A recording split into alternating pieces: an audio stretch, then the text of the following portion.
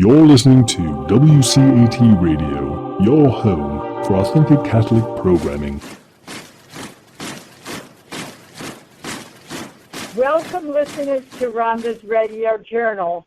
And these programs at this point are introducing you to books that I've written quite a while ago that are being given for free. Just pay the postage by En route Books, who is distributing them. And the one I want to talk about today is not my book, but the masterpiece of my husband, Martin Chervin. And let me tell you about him and his book, Children of the Breath, A Dialogue in the Desert, which is about everything that Jesus and Satan might have talked about besides what's in the scripture. Okay. So, that's 40 days. In 40 days, they might have said more than what was in the scripture is the idea. Anyhow, let me tell you a little bit about his story and what the book meant to him. So my husband was brought up as an Orthodox Jew in the Lower East Side of New York, and he was brought up to be religious, but he knew nothing about Christianity except Christians are the enemy. So one day he goes to the public library and he's reading A to Z, and when he gets to J, he hits on Jesus. And he falls in love with Jesus, but he has no idea how to get to know Jesus better personally. But he marries me, an atheist Jewish convert who loves Jesus, and he thinks through me he'll get a handle on the Jesus of the churches and who Jesus is. So, okay. Now, one of the reasons that it is hard for him to become a Christian is this. Brought up in New York as a Jew, the idea was you've got to succeed.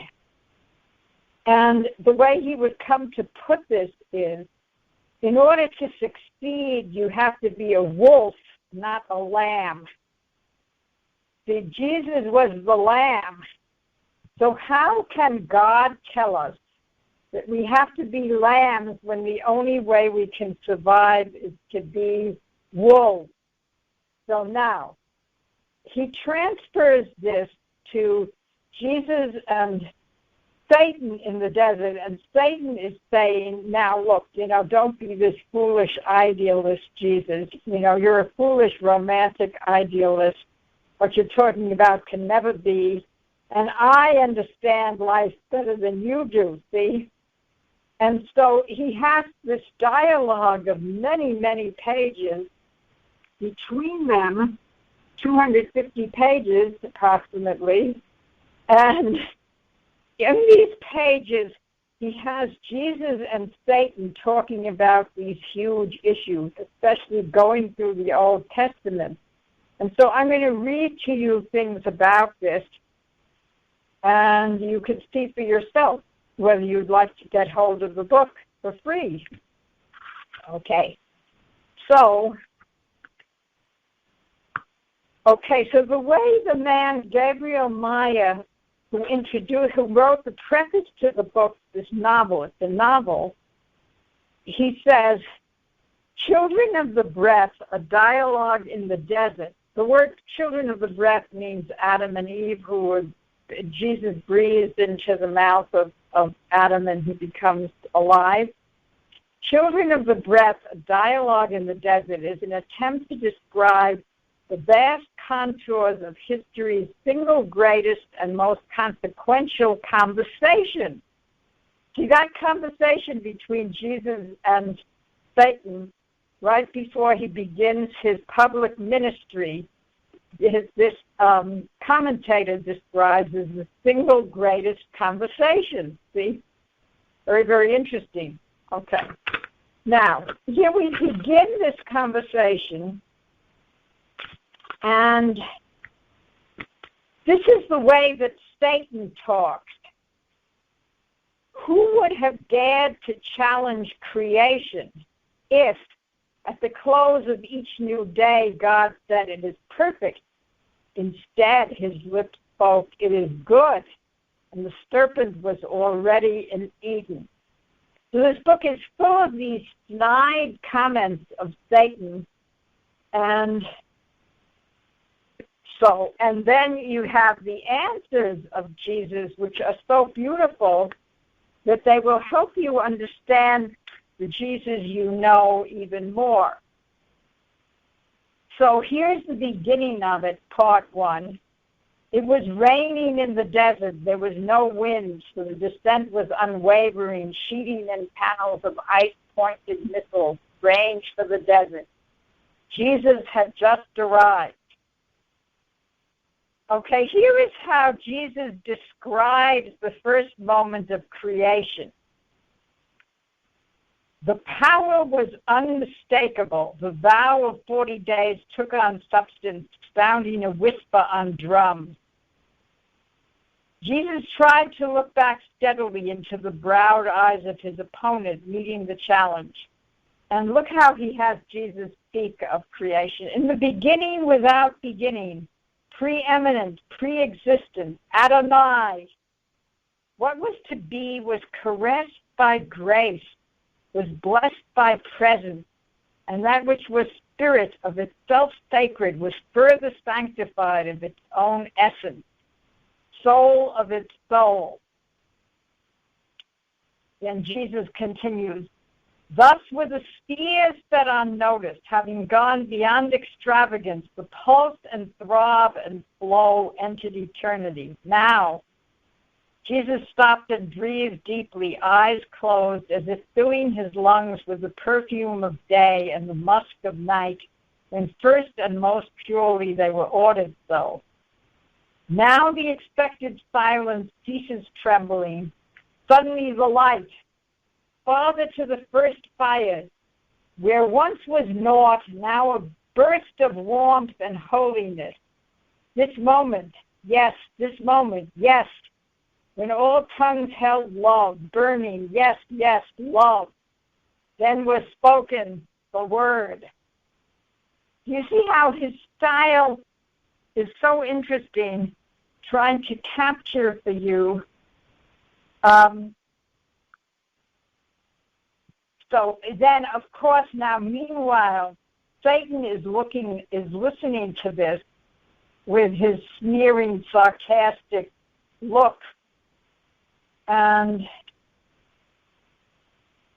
he says, on page 7, paragraph 1, Satan had learned to listen. If one is the image of negation, devoted to the flaw and ever in pursuit of the imperfect and contradictory, one develops inner sensory perceptions and a talent for the intuitive that surpasses all obstacles. When Satan cocks an ear or narrows his glance, the prison of bone and flesh climbs open, exposing the naked spirit. His plan for Jesus had been forthright. Found out the weak spot, intuit the flaw, see where the bride will take. Give as little as you can or take back later and go to it. See, Satan is there trying to figure out how he is going to win Jesus over, see? And we know what kind of bride he comes up with eventually from Scripture. Satan complains that it was not fair for God to summon him to this encounter, which he always was going to lose, see? So Jesus, wondering about Satan, says in this book of my husband Martin Chervin, says, thou, to Satan, you have seen the stars fall out of the sky, thou who hast touched the cloak of the divine, thou spanning horizons where less worthy truths become false. Satan stared incredulously at the disrespect, the impertinence of this mere youth. To him, Jesus is a mere youth. Yet he felt tolerant, even indulgent toward Jesus. Such warmth, such a readiness to become soft with love. Satan files away that inner vision under flaw, F-L-A-W, flaw for later probing. Jesus continued, wanderer, look back the long and weary way, pride in the dust, the Death Star exhausting its fire. What brings solace? The kind and cool stream, the balm to burning feet, the door wide open, home, where love invites the inevitable, giving a welcome to mercy. Thrice thy sins are forgiven. Mercy, Satan exploded with astonishment. He had anticipated something like this.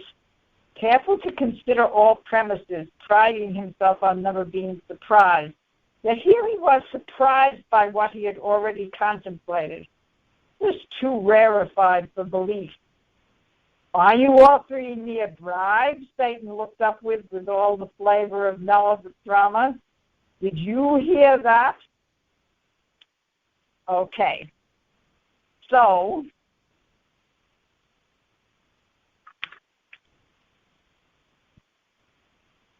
and at the beginning of this first day, this first encounter, Satan says to Jesus, be naked with me, Jesus. Come as you are. Leave behind such persuasions meant only to curry favor with him, God the Father. He doesn't need it, nor we brought head to head to uninfluence one another. Just remember, after you're gone, I will still be. Make your commotion, blow hard and call it a tempest. Build yourself a mountain of words, mercy indeed, kindness. Why? Forgiveness for what?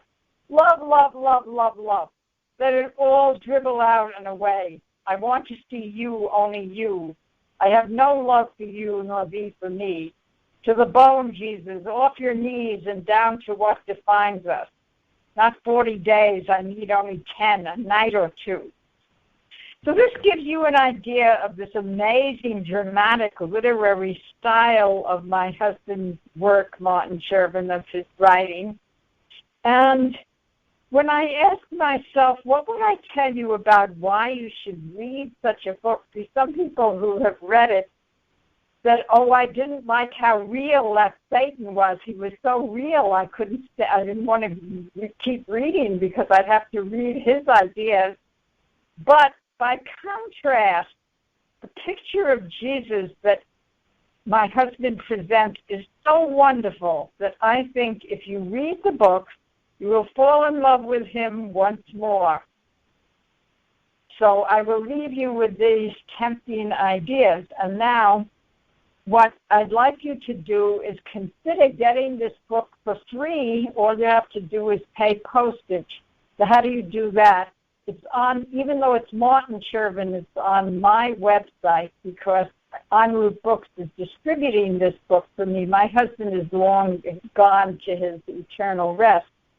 So this book is being distributed now by En route Books. So if you go to www.rondachervin.com, at the very top of what you'll get will be instructions how you can buy this book by Martin Chervin, Children of the Breath, A Dialogue in the Desert. How you can get it for free if you pay the postage.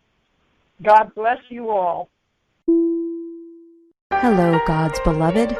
I'm Annabelle Mosley, author, professor of theology, and host of Then Sings My Soul and Destination Sainthood on WCAT Radio. I invite you to listen in and find inspiration along this sacred journey we're traveling together to make our lives a masterpiece and, with God's grace, become saints. Join me, Annabelle Mosley, for Then Sings My Soul and Destination Sainthood on WCAT Radio. God bless you. Remember, you're never alone. God is always with you.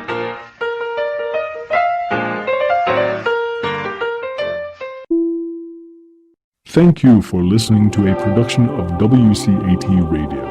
Please join us in our mission of evangelization. And don't forget, love lifts up when knowledge takes flight.